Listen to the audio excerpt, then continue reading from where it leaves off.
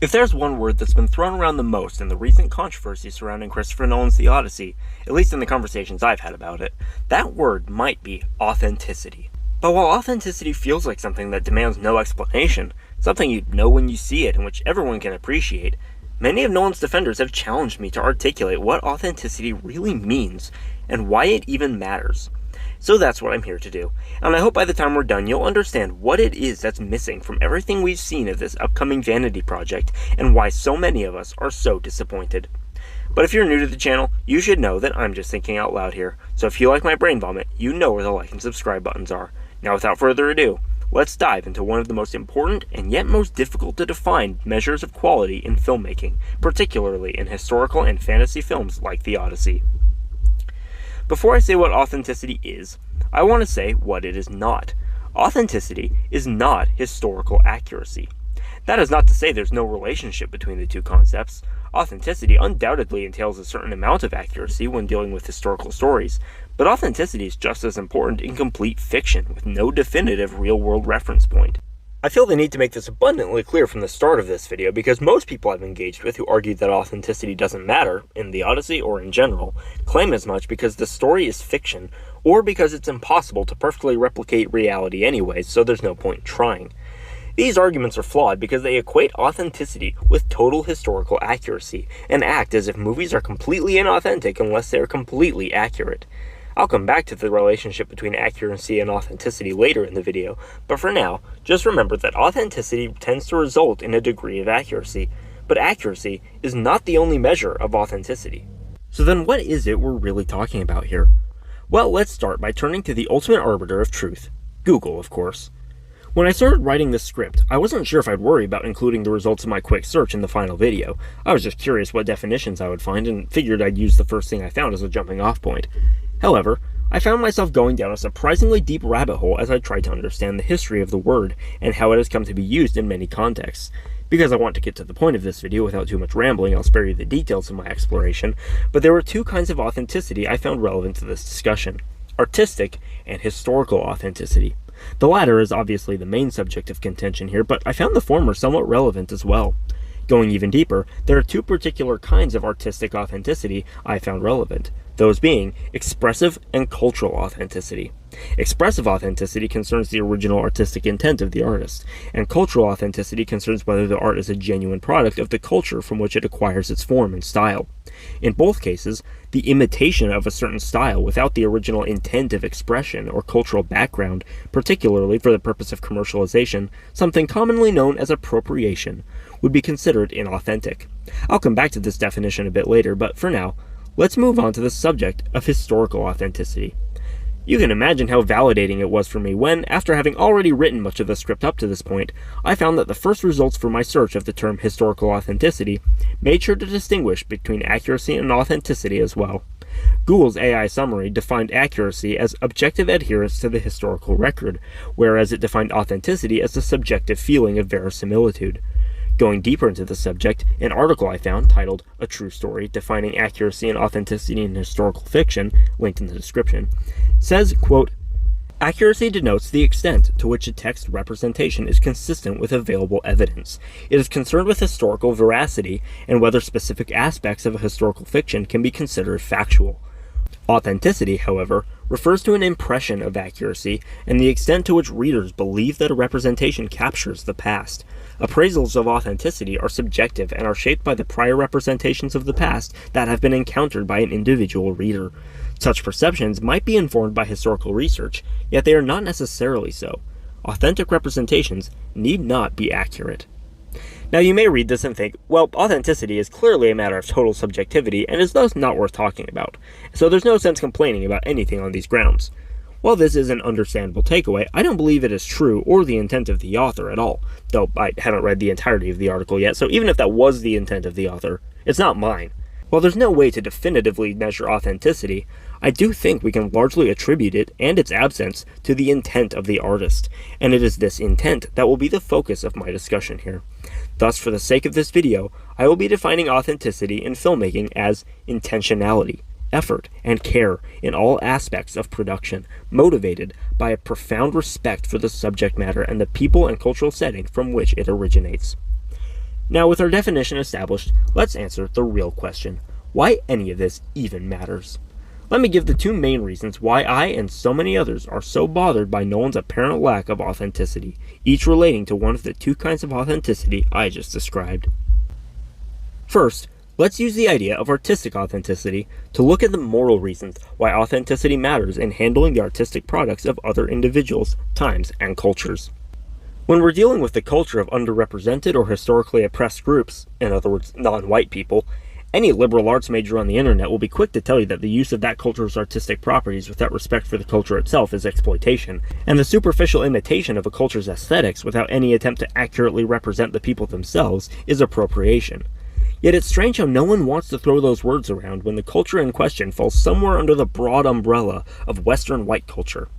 Now, I don't want to slip into the absolute quagmire that is the subject of cultural appropriation, as I'm not entirely sure how I feel about it, and I certainly think the term gets thrown around a bit too liberally, but I can wholeheartedly agree that the watering down and commercialization of cultural expression and the lack of authentic representation for many cultures in our media is a tragic shame. No less so when the victim is the literature of ancient Greece than when it's black music or Asian culture.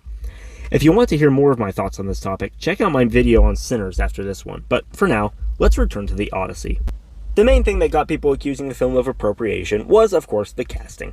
Because the most egregious casting choice, Lupita Nyong'o as Helen of Troy, became the focus of the conversation, the debate has too often become oversimplified into terms of black and white. However, this isn't just a matter of racists not wanting black people in the Odyssey. Yes, those people exist, but for many, this casting was just the straw that broke the camel's back. Because for all Hollywood's talk of representation, there is not a single Greek actor in the entire cast of this film. The very ethnicity it is depicting, the very culture that gave us this epic story, is going completely unacknowledged and unrepresented. Yet we're supposed to look like the bad guys because they're the champions of diversity. That's what most people are upset about here. Not the presence of a black actor in the film, but the blatant hypocrisy of Hollywood's motives. I generally think the whole "how would you like it if Black Panther was race swapped" argument you'll often hear from the right is quite laughable, but in this case, it's kinda got a point because we're not just talking about race swapping here. We're talking about the erasure of an entire ethnic group from the most well-known piece of their own cultural heritage. Frankly, Homer is way more sacred to Greeks than Black Panther is to any Africans, so you could argue it's worse. Now with that, I'm going to leave the subject of casting alone for now because I don't want to spend any longer on the topic than I have to. I feel it's already dominated the conversation more than necessary and there's plenty of other things worth addressing, but I had to mention it here because it is the most blatant example of how this film is shamelessly appropriating Greek culture. And when you look at the choices in the production design and everything else through that lens, suddenly it all starts to make sense. Of course Nolan's not worried about historical authenticity when he's clearly not even worried about representing the people this film ought to be about. Why should he be worried that his boat is from the opposite side of Europe and more removed in time from the supposed setting of the film than from the modern day, or that his costumes only have the vaguest possible resemblance to anything ever worn at any point in ancient Greece, or at any point in history for that matter, when his only concern is commercializing the idea of Greek history and mythology for an audience that won't know the difference? When that's all you care about, there's no point in doing anything more than throwing some red horsehair plumes on every cheap rubber helmet and calling it a day. At this point, I should probably stop and make a clarification. I don't want to suggest that there can never be films that take inspiration from familiar stories from ancient and/or foreign cultures while doing their own thing with them entirely. After all, many of the greatest stories of our time take timeless ideas from much older stories and repurpose them in creative new ways. In fact, this has been done with the Odyssey itself to great effect many times before. Probably the most drastic example would be the Coen brothers film O Brother, Where Art Thou, which takes some inspiration from the Greek epic, while very much being its own thing in terms of plot, tone, and setting.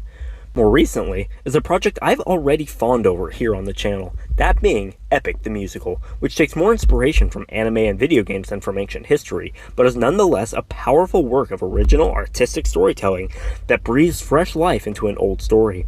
You might understandably argue that we can't hold Christopher Nolan to such a high standard of authenticity when we don't take issue with these projects playing so loosely with the source material. However, I've found two counter-arguments to this perspective. First of all, the key distinction to be made is whether or not the adaptation in question is using the original work merely as a starting point to do something fresh and original with its own creative merit, something that stands on its own 2 feet and brings something new to the table. Epic, for instance, doesn't rely on your familiarity with the Odyssey to justify its existence. It simply makes you fall in love with it for what it is. In fact, it's hard to even compare it to the original story and its many other adaptations, not necessarily because of how much it deviates from them, but simply because it is so much more than just an adaptation. And while we don't know what the animated film will look like, the existing animatics rarely prioritize historical authenticity, yet they feel perfectly in line with the creative vision expressed through the music, so that doesn't bother me at all. However, the same cannot be said for what we've seen of Nolan's approach. If the man has any clear artistic intention besides bringing Homer's epic directly to the screen with the most recognizable Hollywood stars and biggest IMAX cameras possible, we haven't been given any hint of it yet. And if that is all he is trying to do, then I see no reason not to expect greater authenticity from him. To be fair, we can only really judge the visuals, the general tone, and to some degree, the dialogue at this point. So while I may have my doubts, I can't rule out the possibility that the film's narrative storytelling will reveal some amount of artistic merit. However, even with that caveat, I can't imagine how anything good Nolan could be trying to accomplish could be hurt by greater authenticity in the visual department. And secondly, Nolan has recently made it abundantly clear that he wants us to think he values historical accuracy, explaining how bronze may have been blackened in ancient times and describing his efforts to create a score for the film without an orchestra because orchestras didn't exist in Bronze Age Greece. He's even gone so far as to describe how he aimed to minimize the supernatural elements of the story as if he wants to show something approximating what might have really happened. You know, because gods are so outlandish, but cyclopses and giants are totally plausible. Besides, ignoring what Nolan has actually said, the visual palette of what we've seen thus far seems to desperately want us to think it's the exact kind of grounded epic that would greatly benefit from some historical authenticity. With all this in mind, it seems safe to conclude that Nolan is basically giving us permission to judge him by this standard whether he realizes it or not, completely invalidating the arguments of those claiming it's just a fantasy, so authenticity doesn't matter. But say you don't care about artistic authenticity, and think it's silly to talk about any of this in terms of morality. That's alright, because I'm honestly more concerned about why historical authenticity matters in simply making the best possible film out of the Odyssey. And to make my point, I don't feel like I should have to do much more than pull up pictures of the AI-generated, historically accurate version of the original teaser. I mean, how much cooler does this look? How can you not wish this was the film we were getting? But, of course, this is more than just a matter of historical accuracy, and it's more than just a matter of visuals. So let me turn our attention to one of the most surprising controversies to come out of the trailer. The dialogue is the biggest subject of contention for which I find the distinction between authenticity and accuracy crucial. Those defending the dialogue point out that English didn't exist in ancient Greece at all, so why does it matter what accents and terminology the characters use? Well, this argument would make sense if we were upset over accuracy. But of course, we're not. No one actually thinks that ancient Greeks spoke in proper archaic transatlantic English, but giving the characters a slightly elevated way of speaking lends to the sense of being in a time and place other than our own, and helps create the feeling that we are watching something larger than life. And this is really what authenticity is all about. It's what makes the experience immersive. And if that alone wasn't important enough to this project, I believe that if an experience isn't immersive, it can't be truly epic. Until now, Nolan has never had to construct worlds unrecognizable from our own in his films. He's never explored the ancient and mythic in his stories, and so historical authenticity is clearly not something he has any practice in. Yet it seems he thought he could shortcut his way to creating an epic experience using all the same tricks that have made him so successful up until now. You see, Nolan's films insist that they are epic, through dramatic IMAX trailer shots, deafening musical cues, and A-list celebrities filling every named role, and I doubt this film will be any exception. Those techniques aren't inherently bad, of course. After all, they largely made Nolan's career, and they could even have been used to effectively augment this already epic story's sense of scale and importance. Unfortunately, based on what we've seen, it seems Nolan is likely relying on the same old set of tricks like a crutch because it's the only way he knows to make anything feel big. You see, when creating an epic in a world completely detached from the one we currently live in, the audience needs to first be grounded in some sense of reality. Otherwise, it's pretty hard for anything to feel particularly big or important when it doesn't even feel real. A film like this needs to earn its sense of importance by immersing you in a world that feels both expansive and tangible.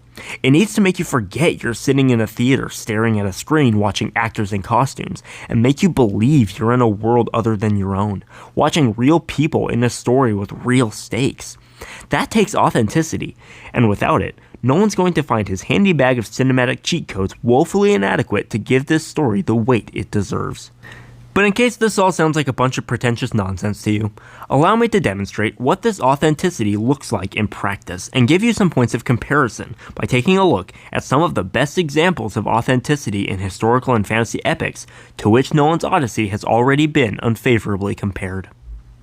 First up, let's look at the most obvious comparison the internet has drawn, the 2004 adaptation of the Iliad and theoretical prequel to Nolan's film, Troy.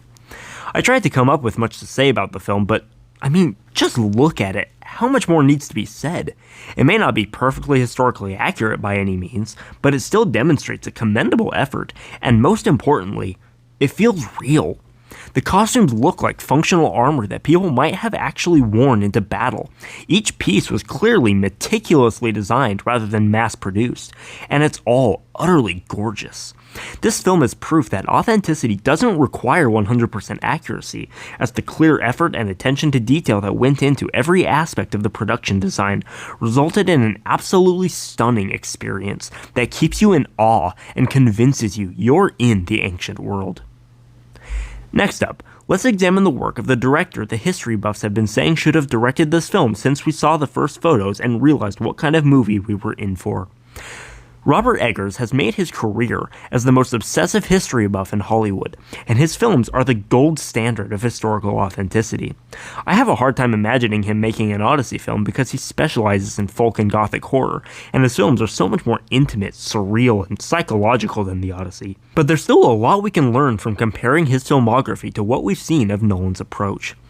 By recreating history as accurately as possible in everything from the production design to the language and culture of the characters, and even the way the story itself reflects their understanding of the supernatural, Eggers not only makes the film visually immersive, but fully transports you to another time and puts you in the minds of people who viewed the world through a completely different and far more superstitious lens than us.